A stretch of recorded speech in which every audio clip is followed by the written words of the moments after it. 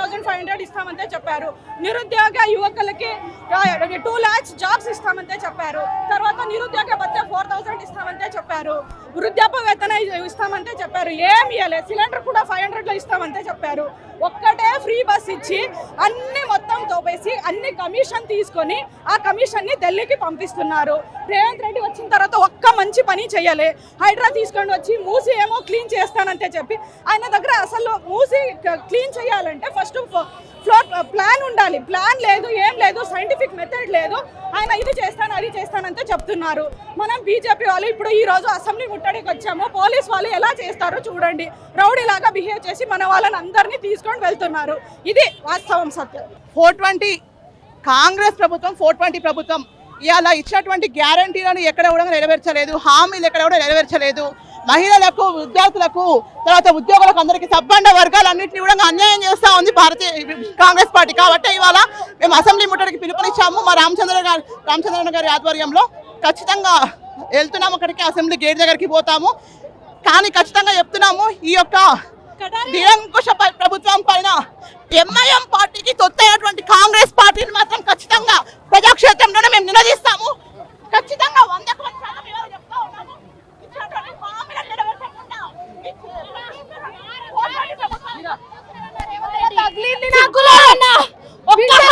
నెరవేర్చారన్నా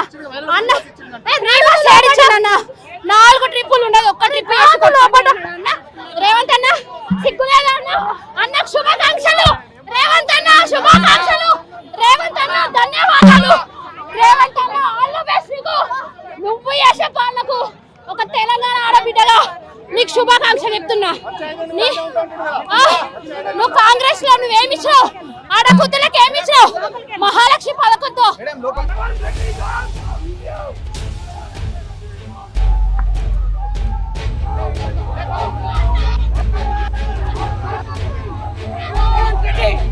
రేవంత్ రెడ్డి కాంగ్రెస్ కాంగ్రెస్ కాంగ్రెస్ కాంగ్రెస్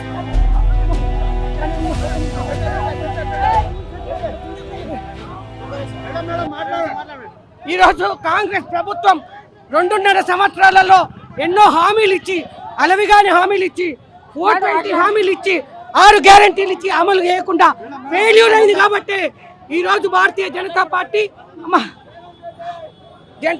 ఈరోజు ధర్నా చేస్తూ అసెంబ్లీ ముట్టడి చేయడం జరుగుతుంది. ఈరోజు ఇప్పటికైనా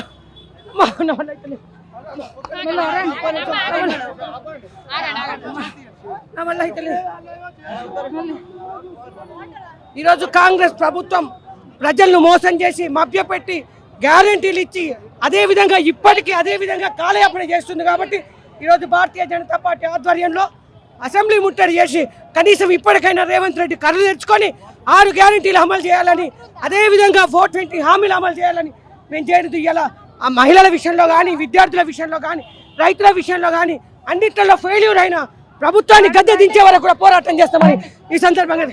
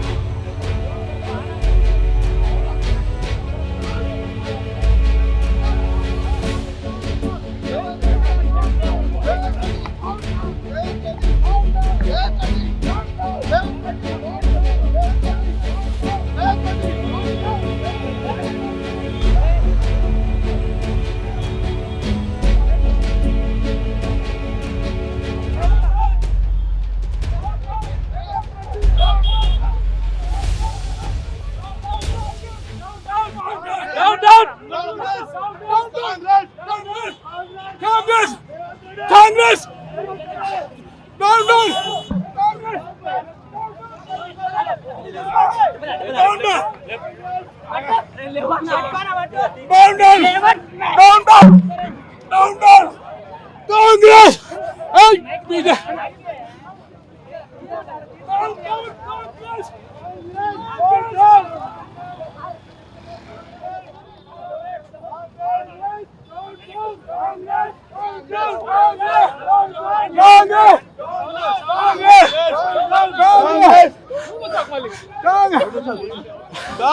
ఈ రోజు రాష్ట్రంలో కాంగ్రెస్ పార్టీ చేస్తున్నటువంటి అరాచకాలకు వ్యతిరేకంగా చేసినటువంటి అటెంప్ట్ ముట్టడి ఈ రోజు ఇస్తారన్నటువంటి 6 గ్యారెంటీలను ఈ ప్రభుత్వం మోసం చేసి ప్రజలను ట్యాక్సుల పేరుతో ముక్కు పిండి డబ్బులు వసూలు చేస్తుంది తప్ప ప్రజలకు చేసిందే లేదు. దానికి వ్యతిరేకంగా ఈరోజు భారతీయ జనతా పార్టీ నిరసన.